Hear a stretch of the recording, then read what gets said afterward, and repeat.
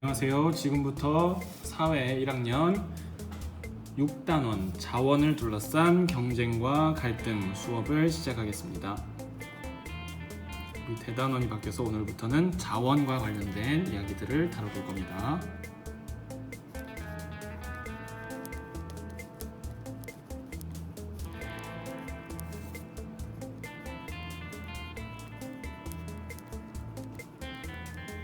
첫 번째 시간은 자원이란 무엇인가 의미를 알아보고요.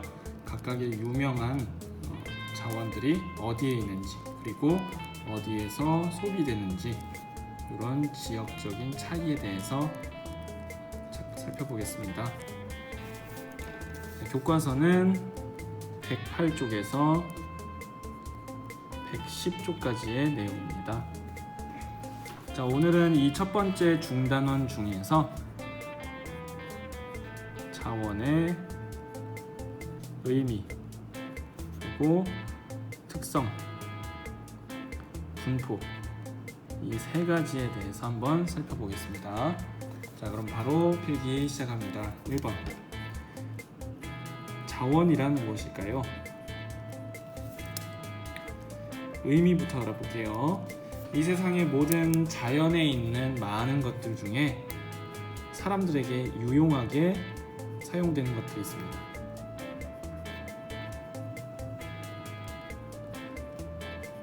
자, 그런데요, 예를 들면 석유 같은 걸 들 수가 있겠죠. 그런데 이 석유가 지하 깊숙한 곳에 있어서 우리가 캘 수가 없어요. 시추할 수가 없어요. 기술적으로 개발이 불가능하거나, 아니면 그거를 개발하는데 돈이 너무 많이 들어가서 이걸 팔아도 돈이 남지 않아요. 그러면 그거는 아무리 좋은 석유라도 자원으로 인정받을 수가 없습니다. 그래서 두 번째 조건, 인간 생활에 유용하면서 동시에 기술적으로, 경제적으로 돈이 남아야 그래서 개발이 가능한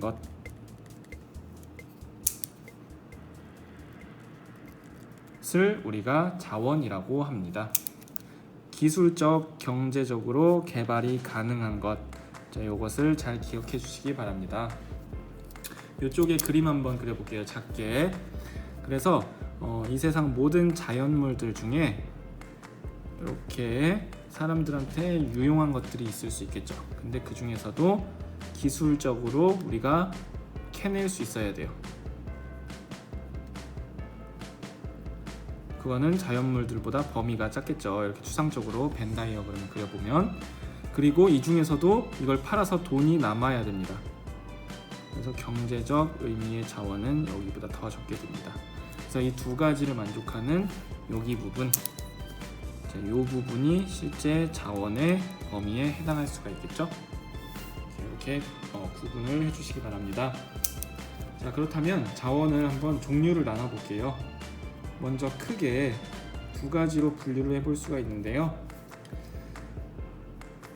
자원은 우리가 흔히 자원이라고 했을 때 좁은 의미의 자원을 말하는 겁니다. 석유, 석탄, 철광석, 아니면 밀, 쌀 같은, 옥수수 같은 식량, 이런 것들은 자연 상태에, 천연 상태에 있다고 해서 천연 자원이라고 부릅니다.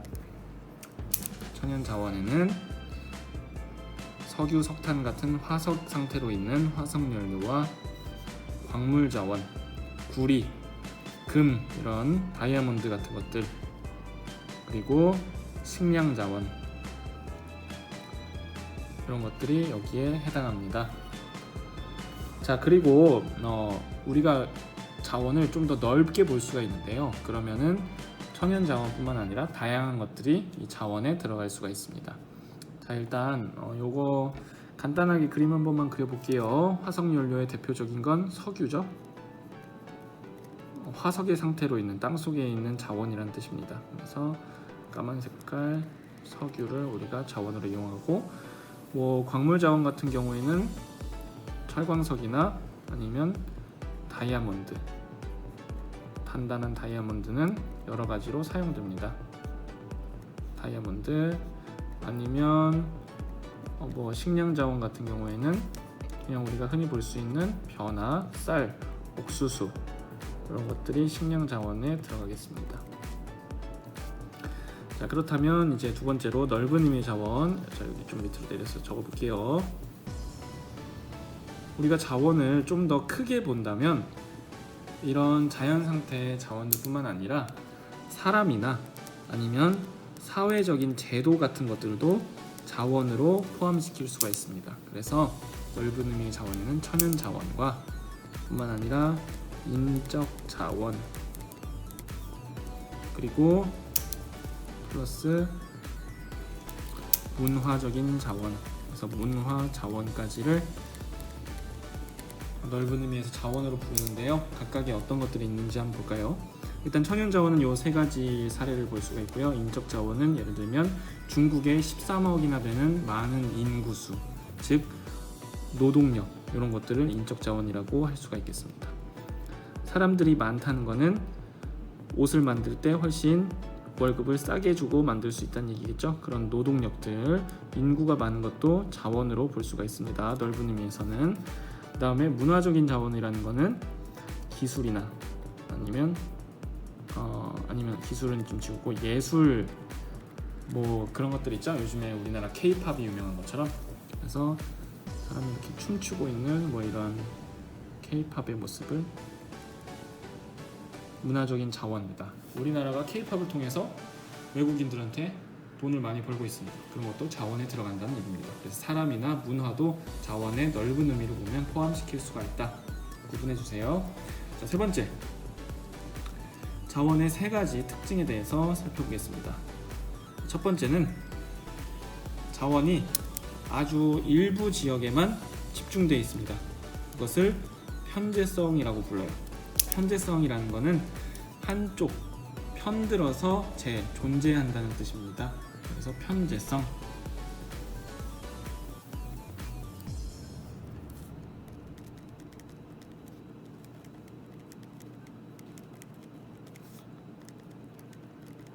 일부 지역에만 분포하는 대표적인 자원 뭐가 있을까요? 나중에 보겠지만 석유입니다. 우리나라에는 석유가 안 나죠. 근데 일부 국가에는 석유가 엄청나게 많이 나요. 그런 것들을 말하는 겁니다.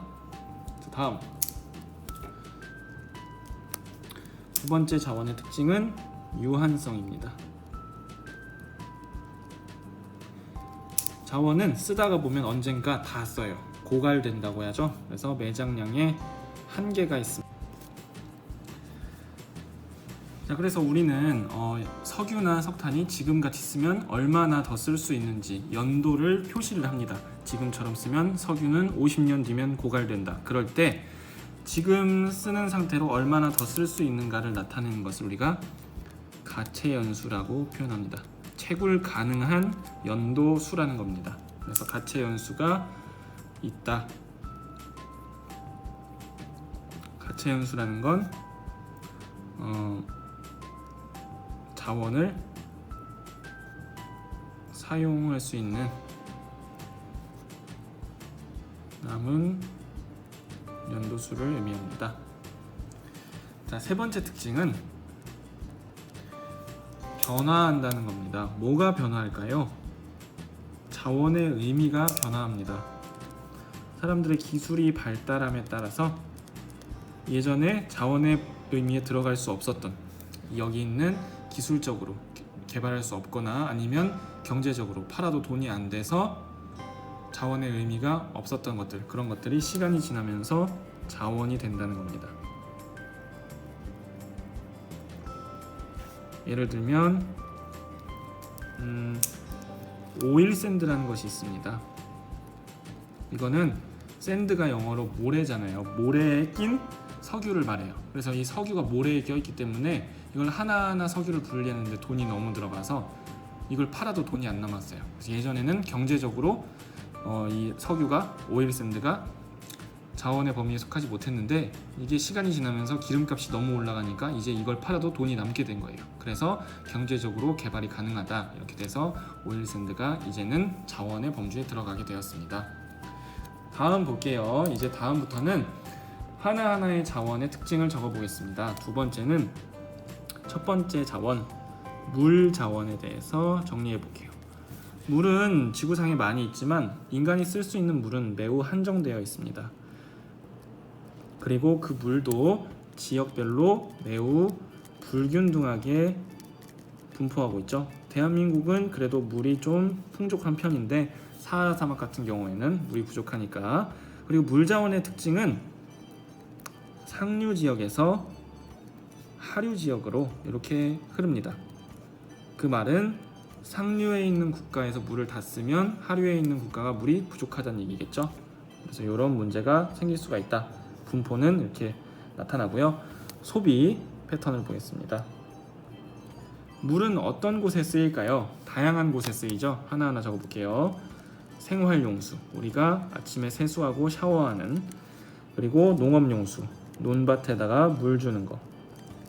공업용수, 공장에서 또 물을 많이 씁니다. 다양한 공장에서. 그 다음에 교통로, 교통로라는 건 물을 도로처럼 이용한다는 겁니다. 이런 걸 운하라고 해요. 배가 다니는 길.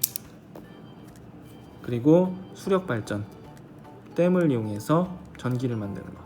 이런 식으로 물 자원이 다양하게 사용됩니다. 그래서 물은 자원의 범위에 포함되는 거고요. 매우 소중한 겁니다.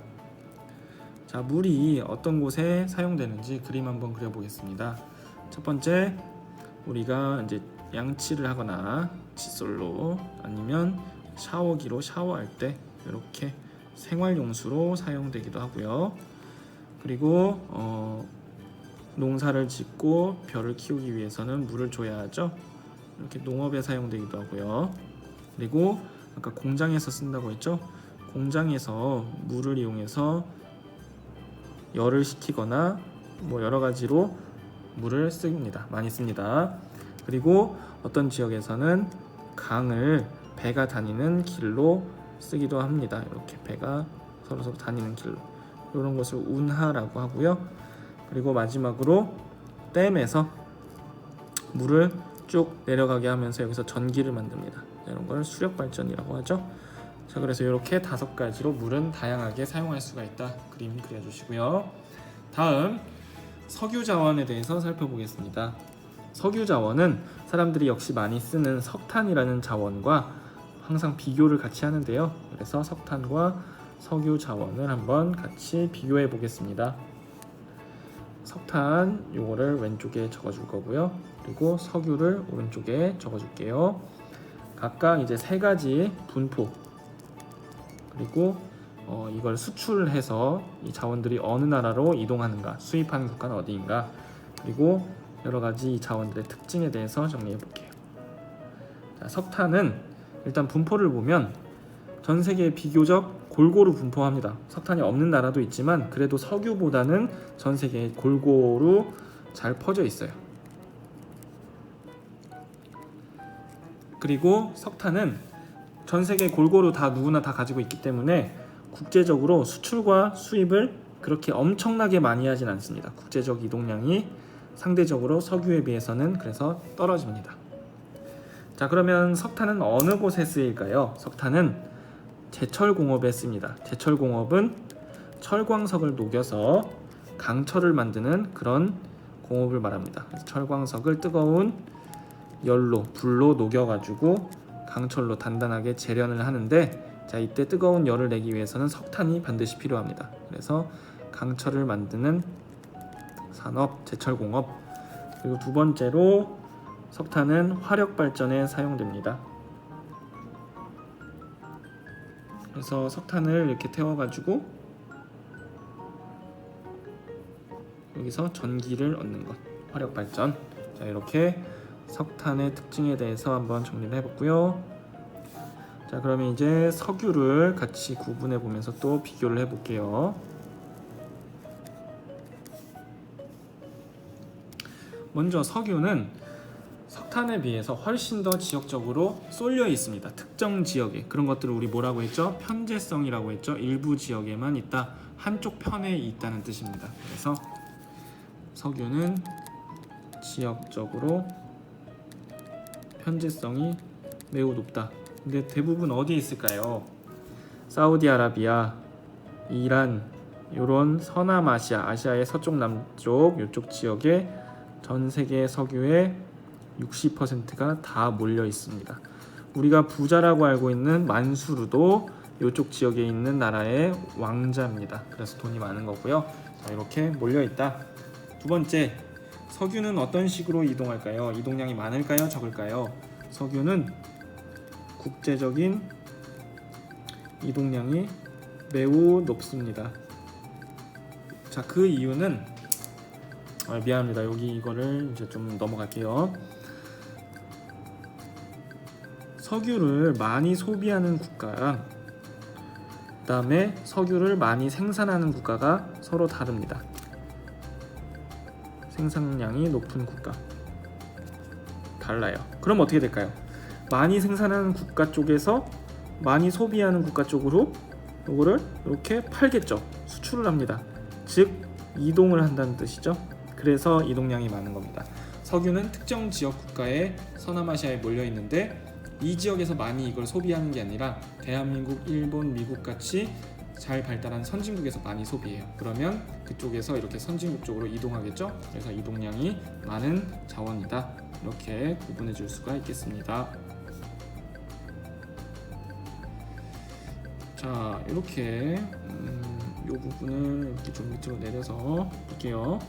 자, 그 다음 특징을 보겠습니다. 석유의 특징은 첫 번째, 세계에서 가장 많이 사용되는 자원 중에 하나입니다. 다양하게.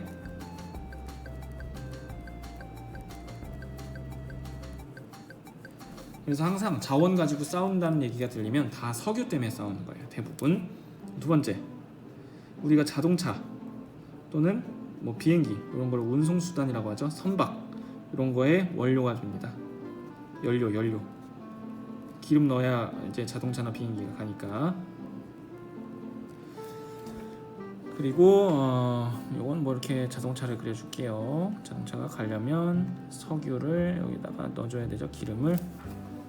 세 번째는 각종 여러 가지 아주 많은 일상생활의 모든 물건들의 원재료가 됩니다. 석유를 가지고 만드는 물건이 뭐가 있을까요? 다른 말로 석유가 없으면 우리가 쓰지 못하는 물건이 뭐가 있을까요? 아주 많습니다. 정말 일상생활 중에 생각지도 못했던 많은 물건들이 다 석유로 만드는데요. 자, 지금은 간단하게만 한번 살펴보겠습니다. 어떤 것들이 있을까요? 일단 아침에 일어나서 양치를 하죠. 칫솔에 플라스틱 코팅, 치약의 화학 성분, 그리고 우리가 입술에 바르는 립밤, 화장품이죠. 화장품류는 전부 다 화학적으로 어떤 성분을 가져오는데 그걸 다 석유를 가공해서 만드는 겁니다. 그리고 책상도 자세히 보면 이렇게 빤빤하게 코팅이 돼 있어요. 그런 것도 석유 화학 제품이고, 우리가 입는 옷 화학 섬유로 만듭니다. 우리 생활복 같은 것도. 그 다음에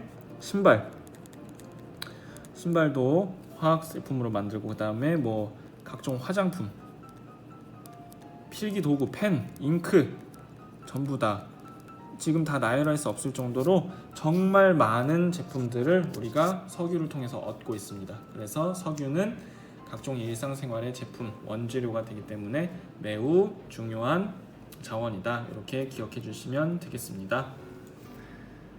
자, 그러면은 이제 마지막으로 식량 자원에 대해서 한번 정리를 해보고 오늘 수업 마칠게요. 식량 자원은 뭐가 있을까요? 일단 첫 번째 쌀, 두 번째 밀, 세 번째 옥수수, 이렇게 나눠보겠습니다. 첫 번째 쌀, 두 번째 밀, 세 번째 옥수수. 그리고 이쪽은 이제 쌀의 생산, 그리고 오른쪽은 소비. 아이고, 너무 좁은데 미안합니다. 이렇게 정리해 보겠습니다.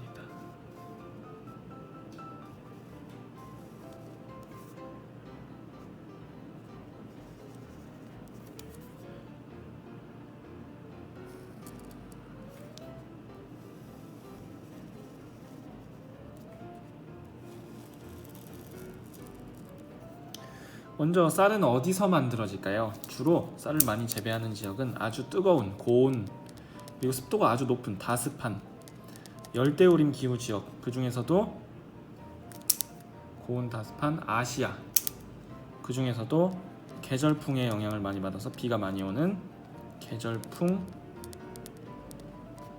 기후 지역, 여기에서 많이 생산됩니다. 쌀이 이렇게 뜨겁고 비가 많이 오는 데서 잘 자라요. 자, 그런 지역은 어디가 있을까요? 일단 우리 동아시아 세계국 한중일, 그리고 동남아시아의 대부분의 국가들, 그 다음에 남부아시아, 인도와 파키스탄 이쪽에서 쌀을 많이 재배합니다. 자, 쌀은 누가 많이 먹을까요?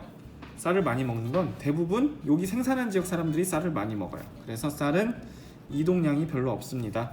어떻게 적어줄까요? 대부분 생산지에서 소비된다. 그 결과 국제적인 이동량이 적다. 수출 수입을 밀보다 쌀이 적게 합니다. 그렇다면 밀은 수출 수입을 많이 한다는 얘기겠죠? 자, 밀은 어떤 지역에서 만들어질까요? 쌀과 좀 반대입니다. 비가 많이 안 오고 건조하고 좀 날씨가 추운 이런 지역에서 쌀이 잘 자랍니다. 그래서 스텝 지역에서 쌀이 많이 자란다고 했죠? 그렇기 때문에 건조한 땅이 전 세계에서 많고 척박한 지역에서도 잘 자라니까 밀의 생산지의 특징은 전 세계적으로 재배 면적이 아주 넓어요. 쌀보다 밀을 기르는 곳이 훨씬 더 넓게 나타납니다.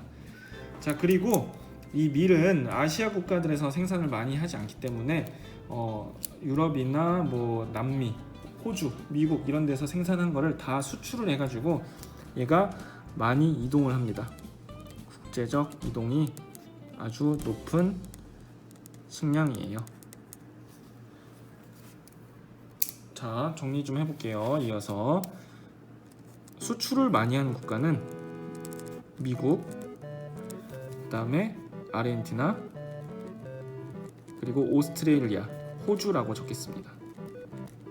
그리고 수입을 많이 하는 국가는 대한민국도 포함됩니다. 아시아의 대부분의 국가들에서 밀가루를 많이 수입해다가 먹습니다. 자, 이렇게 정리해 주시고요. 자, 그런데 하나 더 표시해 볼게요. 아르헨티나와 호주에서는 얘네가 수출할 때 밀 수출 가격이 아주 비싸요. 자, 왜 그럴까요? 미국보다 아르헨티나와 호주에서 파는 게 밀 수출 가격이 비쌀 수가 있어요. 왜 그럴까요? 자, 이건 지도를 보면 아는데 아르헨티나와 호주는 지구 남반구에 있죠. 그래서 계절이 반대예요. 북반구 사람들이 겨울일 때 얘네가 밀가루를 이제 수출을 하는 겁니다. 북반구에서 밀이 생산이 안 될 때 계절이 반대이기 때문에, 그래서 북반구 사람들에게 남반구의 계절이 북반구와 반대이기 때문에 비슷하게 팔 수 있는 겁니다. 자, 그런 사실들까지 정리해봤고요. 다음, 옥수수는 어디서 많이 생산되냐면 여러 곳이 있지만 제일 중요한 곳 미국입니다. 간단하게 정리해주세요. 그리고 옥수수는 누가 먹을까요? 사람이 먹는다기보단 주로 가축사료로 사용됩니다. 소가 미국에서는, 또는 돼지가 이런 것들을 많이 먹어요. 그리고 나중에 배우겠지만 바이오 에너지라는 걸로 옥수수가 사용됩니다. 옥수수를 이용해서 기름을 만들 수가 있어요. 그래서 옥수수는 미국에서 많이 생산되고 이런 식으로 많이 소비가 되는구나, 이렇게 정리해 주시면 되겠습니다.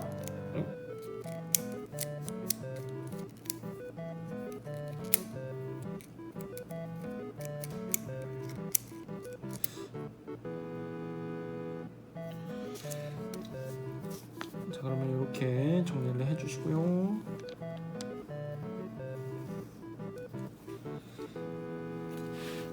이걸 뭐 이렇게 해도 되겠네요. 자, 그러면 오늘 수업은 밑에 부분 좀 복잡한데 잘 정리해 주시기 바랍니다. 이렇게. 자, 그리고 위에 부분도 그래서 여기까지 좀 긴 내용 잘 정리해 주시기 바랍니다. 자, 수고했습니다.